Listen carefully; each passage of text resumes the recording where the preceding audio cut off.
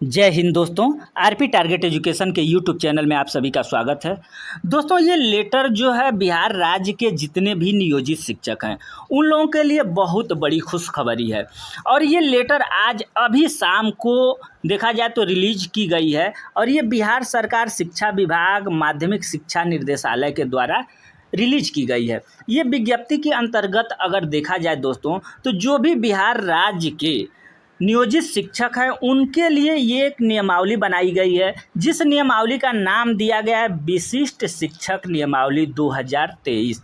अब विशिष्ट शिक्षक नियमावली 2023 का प्रारूप तैयार कर लिया गया है।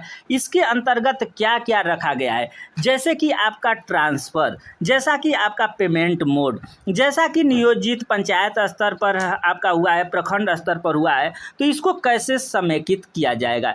विभिन्न प्रकार के जितने भी आपके प्रश्न हैं सारे प्रश्नों को इसमें समाहित किया गया है।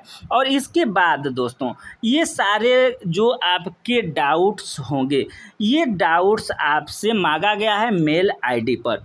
तो दोस्तों, इसके अंतर्गत सबसे पहले जो बिहार विद्यालय विशिष्ट शिक्षक नियमावली 2023 बनाई गई है, इसके अंतर्गत कुछ महत्वपूर्ण पॉइंट्स हैं जिसको कि हम लोग देखेंगे। ठीक है, अब इसमें आ जाते हैं दोस्तों। ये आप रोक करके चाहें तो पढ़ सकते हैं। जो मेन पॉइंट है यहाँ पर आप तीसरा नंबर पर आ जाइए दोस्तों। यहाँ पर तीसरा पॉइंट होता है समवर्ग का गठन। समवर्ग का गठन यानी स्थानीय निकाय के विभिन्न स्तरों पर पंचायती राज नगर निकाय द्वारा नियुक्त सभी शिक्षक अब विशिष्ट शिक्षक कहलाएंगे। वे इस नियमावली के प्रवृत्त होने की तिथि से जिला स्तर पर एकल समवर्ग के रूप में विलय हो जाएंगे, बशर्ते कि वे विभाग द्वारा आयोजित सक्षमता परीक्षा में उत्तीर्ण हों। दोस्तों, अगर देखा जाए तो आपको जो पंचायत शिक्षक, नगर शिक्षक, प्रखंड शिक्षक इत्यादि विभिन्न प्रकार के शिक्षक के रूप में आप जाने जाते हैं, लेकिन ये क्या है कि समवर्ग गठन, इसमें क्या है कि आपसे एक परीक्षा ली जाएगी, सक्षमता परीक्षा, वो आपको उत्तीर्ण करना होगा।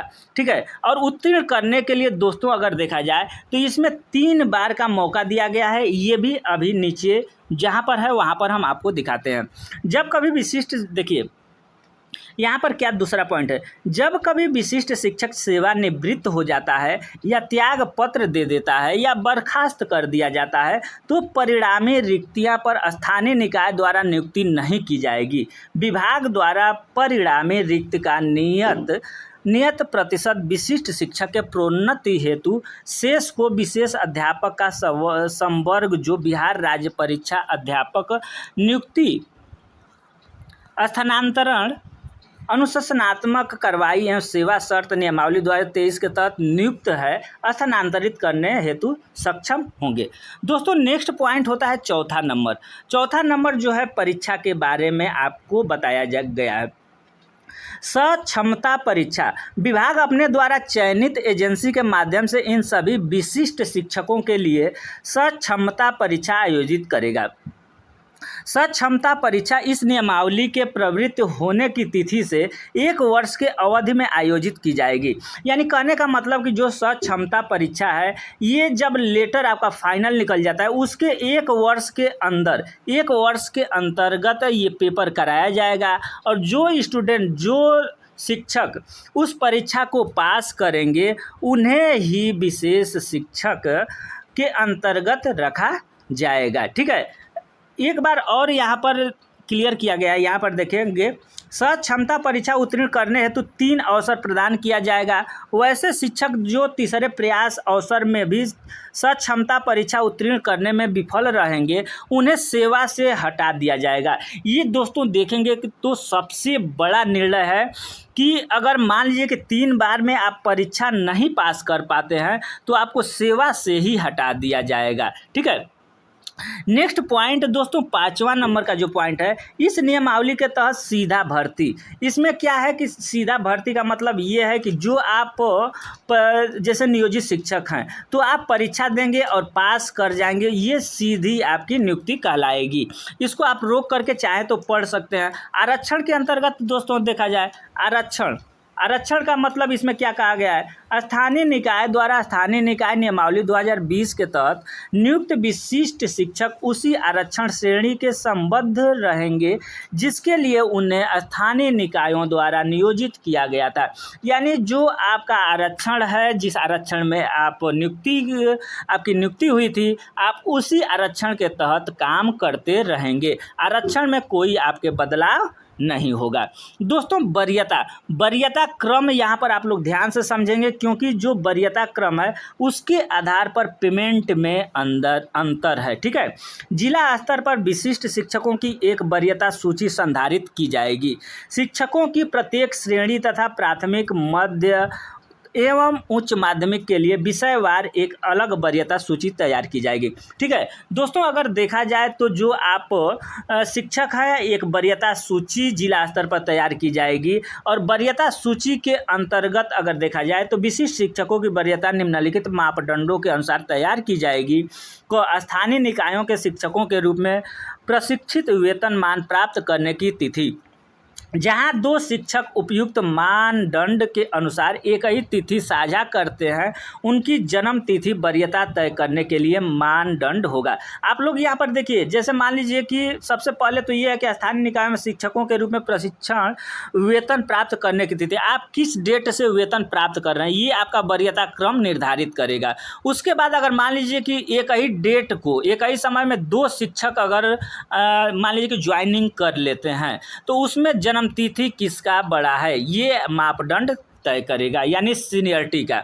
तीसरा है दोस्तों, अगर देखा जाएगा, जहां दो शिक्षक उपयुक्त मापदंड ख के अनुसार एक ही तिथि साझा करते हैं, अंग्रेजी वर्णमाला क्रम में शिक्षक का नाम वरीयता तय करेगा। यानी ABCD आपका शिक्षक का नाम जो अंग्रेजी वर्णमाला में जो होगा, उस नाम के अंतर्गत आपका एक वरीयता क्रम तय किया जाएगा। इसके अलावा घर देखेंगे दोस्तों, ये उपयुक्त मापदंडों में फिट नहीं होने वाले किसी अन्य मामले का निर्णय जिला शिक्षा पदाधिकारी यानी DEO द्वारा किया जाएगा। अगर कोई दिक्कत होती है तो DO सर के द्वारा क्लियर किया जाएगा। अब दोस्तों इसमें वेतन का क्या है कि विशिष्ट शिक्षकों की श्रेणी अभी 1 to 5 में जो विशिष्ट शिक्षक हैं उनको 25,000 मूल वेतन, उसका 6 to 8 में है 28,000 मूल वेतन, 9th 10th में जो है 31,000 और 11th 12 में है 32,000। ये जो विशिष्ट शिक्षकों की श्रेणी में आएंगे उनका वेतन होगा। लेकिन अगर दोस्तों इसी में देखिए प्रोन्नति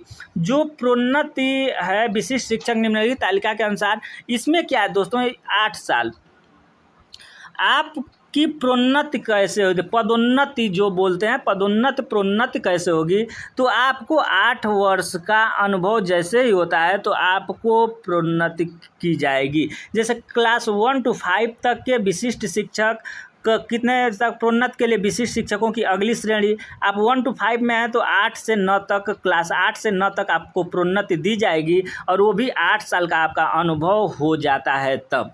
उसको 6 से 8 वालों को क्या दिया जाएगा, 6 से 8 तक के लिए ही विशिष्टा क्रम में रखा जाएगा, इनका भी 8 साल हो जाता है। 9 to 10 को ये इस क्रम में अपना किया जाएगा। नेक्स्ट दोस्तों अब देखते हैं मेन पॉइंट एक और है इसमें, स्थानांतरण। दोस्तों आपका स्थानांतरण सबसे बड़ा पॉइंट ये फंसता है कि आपका ट्रांसफ़र, तो विशिष्ट शिक्षक स्थानांतरणीय होगा, यानी विशिष्ट शिक्षक स्थानांतरणीय होगा, लेकिन विशिष्ट शिक्षकों को समान रूप से जिला शिक्षा पदाधिकारी द्वारा शिक्षा का अधिकार अधिनियम, छात्र शिक्षक अनुपात द्वारा जनहित में प्रतिबद्धताओं को ध्यान में रखते हुए जिला के अंतर्गत स्थानांतरित किया जाएगा। यानी आप जिला के अंतर्गत ही ट्रांसफ़र आपका किया जाएगा। जिला के बाहर अगर आपको जाना है दोस्तों तो उसके लिए यहाँ पर अलग नियम है, वो नियम कौन सा है उसको देख लेते हैं। विशिष्ट शिक्षकों को जिला शिक्षा पदाधिकारी द्वारा तय की गई अवधि में पूरा होने पर जिला के अंतर्गत स्थानांतरित किया जाएगा। नेक्स्ट पॉइंट है, विशिष्ट शिक्षकों को उनके अनुरोध पर निर्देशक प्राथमिक या निर्देशक माध्यमिक माध्यमिक जैसा भी मामला हो द्वारा जिला के बाहर स्थानांतरित किया जा सकेगा। कहने का मतलब ये है दोस्तों कि अगर जिला के बाहर आपका ट्रांसफ़र कराना चाहते हैं, जैसे मान लीजिए कि जिला, मान लीजिए कि आपका रोहतास जिला है, ठीक है, रोहतास जिला आपका है और आप बक्सर कराना चाहते हैं दोस्तों, आप बक्सर अगर कराना चाहते हैं तो आपके जो प्राथमिक शिक्षा निर्देशालय या माध्यमिक शिक्षा निर्देशक जो हैं उनके पास आपको सेवा अर्जी लगानी होगी। हालांकि एक विशिष्ट शिक्षक सेवा काल के केवल 2 बार आप क्या करेंगे कि जैसे आपको जिला के बाहर ट्रांसफ़र कराना है तो ये निर्देशक प्राथमिक और निर्देशक माध्यमिक के आधार पर उनके अनुसार ही होगा और केवल अपने पूरा सेवा काल में केवल 2 बार इस तरह के विकल्प का प्रयोग कर सकेंगे, यानी 2 बार के बाद आप ट्रांसफ़र नहीं करा पाएंगे दोस्तों। इसके अलावा एक और बात ये है कि जो ये लेटर निकाला जा रहा है कि आप निर्देशक प्राथमिक या निर्देशक माध्यमिक के द्वारा आप अपना ट्रांसफ़र करा दे सकते हैं, तो इस अधिकार के रूप में दावा नहीं किया जा सकेगा, यानी आप कोर्ट में कोई दावा नहीं कर सकते हैं इस अधिकार के अंतर्गत, ठीक है। प्रशासनिक आधार पर इस तरह के अनुरोध को अस्वीकार कर सकता है। इस तरह के स्थानांतरण के मामले संबंधित शिक्षक को सुसंगत नियुक्ति वर्ष की पदक्रम सूची के नीचे रखा जाएगा। ने ऊपर की बात होते हुए ये था ट्रांसफ़र का अपना आप लोगों का था अनुशासनात्मक कार्रवाई। दोस्तों अगर मान लीजिए कि कारणवश आपको अगर मान लीजिए कि कोई दिक्कत होता है, अनुशासनात्मक कार्रवाई आपके साथ क्या अनुशासनिक कार्रवाई की जाएगी। विशिष्ट शिक्षक कार्य या लोप के विभिन्न कृत्यों के लिए ऐसे अनुशासनात्मक कार्रवाई के अधीन होंगे जो जिला शिक्षा पदाधिकारी द्वारा निश्चित किए जाएंगे। दोस्तों जो ये होता है, मान लीजिए कि आपके साथ क्या आप विद्यालय नहीं जाते हैं या विद्यालय में पकड़े जाते हैं, कोई उस तरीके से काम करने में अगर कोई आपके साथ दिक्कत होती है तो उसमें आपके DO DPO उस तरीके से कार्रवाई कर सकते हैं। अगर समझा गया निलंबन, कोई भी विशिष्ट शिक्षक जो 48 घंटे के अधीन समय से न्यायिक या पुलिस सिविल अभिरक्षा में रहा हो उसे निलंबित समझा जाएगा और अनुशासनिक कर प्राधिकार ऐसा आदेश जारी करेगा, ठीक है। ये आपको दंड से संबंधित है, ये सारे प्रक्रिया कार्रवाई शुरू की जाएगी। निलंबन कैसे कैसे क्या होगा इसको आप चाहें तो रोक करके आप पढ़ना चाहें तो पढ़ लीजिएगा। नेक्स्ट आपको पेमेंट हम दिखाते हैं, पेमेंट का क्या रोल होगा। नीरस जो थे 1 सेकंड, ये सारे के सारे पॉइंट हैं। अब नेक्स्ट, हाँ दोस्तों यहाँ पर देखेंगे वरीयता क्रम। दोस्तों ये देखिए, जैसे मान लीजिए कि 1 to 5 के आप हैं तो आपको 25,000 पेमेंट मिलेगा, 6 to 8 28,000 और इसी में 6 to 8 30,000 वरीय जो शिक्षक हैं, ठीक है। लेकिन अगर यही फिटनेस मैटर ये जो जैसे मान लीजिए वरीयता क्रम वाला जो अभी हम बताए थे उसमें अगर आप जाते हैं तो ये पेमेंट का स्ट्रक्चर है, आप लोग देख सकते हैं, ठीक है। ये पेमेंट का स्ट्रक्चर। तो ये दोस्तों आपको जानकारी ये कैसी लगी, इस जानकारी को ज़्यादा से ज़्यादा लोगों के पास शेयर करेंगे और इस चैनल को अगर पहली बार विजिट कर रहे हैं तो चैनल को सब्सक्राइब करके बेल आइकन को दबा लेंगे। धन्यवाद।